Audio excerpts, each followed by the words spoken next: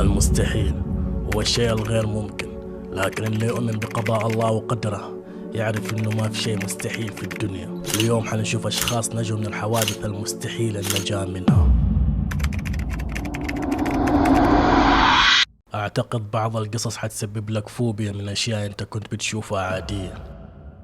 في عام 2013 ميشيل بير كان يعاني من عدم توفر المياه في شقته في نيويورك. في اليوم الثاني من شهر أكتوبر ميشيل صحي من النوم كالعادة وراح يشيك هل المويه جات أو لا، فخش الحمام الله يكرمكم وسحب السيفون. وفي اللحظة اللي سحب فيها السيفون المرحاض انفجر، ومع قوة الانفجار أغمى على ميشيل. ويوم صحي اكتشف انه جات جروح في رجله ويده ووجهه، وسووا له 30 غرزة في جسمه بسبب الانفجار. والاطباء قالوا له يحمد ربه انه ما جاته شظية في مكان حساس زي في بطنها او رقبته، ولا كان ودع من النزيف وقت ما اغمى عليه. والاغرب في الموضوع انه في نفس اليوم انفجرت 3 مراحيض في نفس المبنى، ومع التحقيقات اتضح انه كان في مشاكل في الانابيب، ومع ازدياد الضغط صار الانفجار. ومن بعد الحادثة دي ميشيل اصيب بصدمة نفسية وصار ما يسحب السيفون الا بحبل. وما اعتقد في احد يلومه على الشيء ده، بالذات لما تعرف انه في شركة للمراحيض سجلت أكثر من 1700 انفجار للمراحيض، وأصيب أكثر من 38 شخص بسبب الانفجار. والمراحيض اللي صار فيها الانفجار كانت من عام 1997 إلى عام 2008. إذا كان عندكم أي مرحاض من الشركة دي غيروا المرحاض على طول دايركت للحذر والحيطة، لأن الواحد يخاف ينفجر وهو جالس عليه، وقتها الله أعلم إيش بيصير. رغم اللي صار مع ميشيل تعتبر حالة نادرة ويمكن ما تصير في الوطن العربي، إلا اللي صار مع فيكتوريا احتمال يصير مع كل البشر.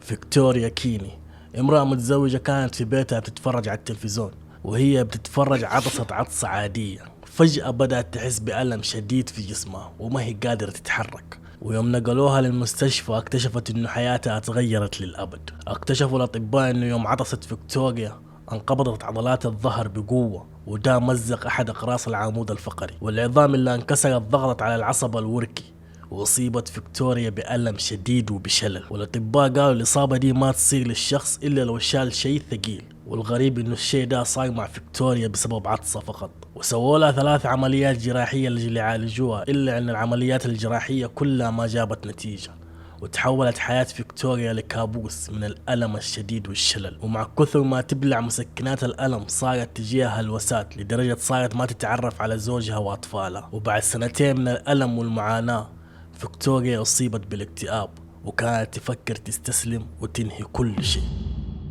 إلا فجأة اكتشف الزوج عيادة خاصة تعمل نفس العمليات اللي هم يحتاجوها، ودخلوها للعملية وجلست العملية لمدة 4 ساعات. بعد العملية صحيت فيكتوريا من التخدير واكتشفت إنه الألم اختفى بالكامل، وبعد أسبوع واحد بس بدأت ترجع تمشي فيكتوريا، واختفت المعاناة اللي كانت سببها عطسة عادية فقط. وفيكتوريا قالت ليومنا ده كل ما تجيها حكة في خشمها تحاول انها ما تعطس بأي طريقة. ويوم انتشر خبر فيكتوريا في الإعلام خرجوا أشخاص كثير وقالوا انه صار معاهم نفس الشيء بالضبط. أظن البعض حتجيهم فوبيا من العطسة، بس يكون في علمك كل شيء مقدر ومكتوب، يعني لا تخاف.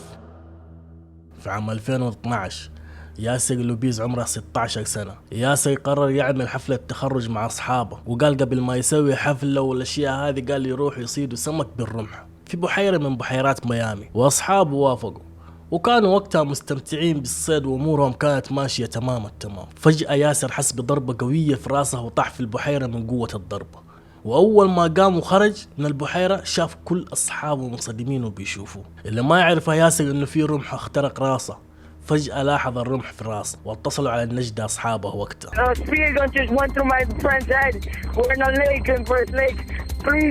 اللي صار إنه في واحد من أصدقائه كان معاه مسدس الصيد اللي انحط عليه الرمح، وصار معاه خطأ وانطلق الرمح بالغلط وجاء في راس ياسر. ويوم نقلوه للمستشفى كانوا الأطباء مو قادرين يفحصوه لأنه الرمح كان طويل، وقرروا إنهم يقطعوه. وكل ده بيصير وما زال ياسر واعي وما فقد الوعي، والأطباء كانوا محتارين كيف يستخرجوا الرمح من جمجمته. وقالوا الرمح خش لمخه الأيمن اللي يعتبر أقل أهمية ويحتوي على عدد قليل من الأوعية الدموية. Right side of his head, just above the eye, and actually emerged back in. So we're seeing the spear going right through the patient's head, and the tip of the spear is actually out through the back. وسووا له عملية لمدة 3 ساعات. بعدها صحي ياسر، وقتها كان مو قادر يتكلم ولا يتحرك، ومع إعادة التأهيل رجع ياسر يتكلم ويمشي زي ما كان وكأن ما صار معاه شيء. Into the water. I remember my friend loading the spear guns. He was putting the string under. It takes the string under the trigger, and I was right next to him on top of a rock. And the next thing I saw, I was just falling over to the water. اللي صار مع ياسر نقدر نقول إنه كان في احتمالية إنه يصير، لأنهم كلهم مراهقين وجالسين يصيدوا، وأكيد بيصير فيه غلط. بس اللي صار مع ماثيو جدا غريب، جدا جدا غريب. ماثيو عايش في إنجلترا وكان يحب الدراجات النارية. في عام 2010 خرج ماثيو بدراجته وكان بيسوق وأموره كانت تمام التمام، وكان ماشي بسرعة 80 كيلومتر في الساعة. فجأة اصطدمت حمامة في راس ماثيو، ومع سرعته وسرعة الحمامة ماتت الحمامة على طول، وفقد ماثيو الوعي مع قوة الاصطدام. والعجيب انه ماثيو ما طاح من فوق الدراجة النارية، بالعكس سرعة الدراجة زادت ومشيت الدراجة لمسافة طويلة، وقدر السرعة اللي مشيها وهو فاقد الوعي 225 كيلومتر في الساعة. وبعدها ماثيو صدم في شجرة وطار لمسافة 180 متر، وأصيب بكسرين في الجمجمة ونزيف في المخ، وانكسرت رجلها اليسار ويدها اليمين. وجلس ماثيو لمدة 10 أسابيع في المستشفى، ومع إعادة التأهيل رجع يمشي ثاني. والشرطة قالت انه حالة اصطدام الطيور راكبين الدراجات النارية ما هو شيء نادر، جاتهم حالات كثيرة زي كده، والشخص اللي بيسوق الدراجة النارية ما يقدر يحمي نفسه من الاصطدام هذا. يعني اتخيل بتسوق دراجة نارية مبسوط، فجأة حمامة تصدمك، ما تدري انت تصدمها ولا هي اللي صدمتك، لكن الشيء عجيب بصراحة. فورتمن كان وقتها يشتغل في تقطيع الأشجار، وتعتبر الشغلة دي خطرة لأنه في تكنيك لو ما مشيت عليه احتمال تطيح عليك الشجرة. المهم في شهر مايو من نفس السنة فورتمن كان يقطع شجرة كبيرة، وكان ماشي على تكنيك معين عشان سلامته، وحدد موقع سقوط الشجرة وفين هو حيكون واقع. وللأسف طلعت تقديراته غلط وطاحت الشجرة عليه. وقتها حاول يخرج من تحت الشجرة بس رجله انكسرت، ومع الألم فقد الوعي. ويوم صحي اكتشف انه مو بس رجله اللي انكسرت، لأن بعد ما فقد الوعي المنشار كان شغال واتحرك والمنشار قطع رقبته. والعجيب في الامر انه بعد ما المنشار قطع رقبته قام وركب السياره وراح لاقرب بيت في طريقه، وجلس لمده ساعه كامله لين وصل الاسعاف. ويقول لك الاطباء قالوا يوم وصل الشيء الوحيد اللي كان ماسك رقبته العمود الفقري. شوفوا بصراحه الهرجه دي ما تخش العقل، انا بقول لكم هي وانا بنفسي ماني مصدقها. تبى تصدق صدق، ما تبى تصدق لا تصدق. بصراحه ما اقدر الومك في الموضوع ده، لكن إن الشيء ده من جد صاير مع الشخص ده فهو رجل خارق، أو إنه كان في حالة فقدان الإحساس وتصرف هو بدون ما يحس بنفسه أصلا. المهم شاف فورتمن وعاش لين صار عمره 92 سنة، وبعدها ودع الملاعب. وإذا وصلت لهنا أتمنى ما تنسى زر اللايك وصلي على النبي.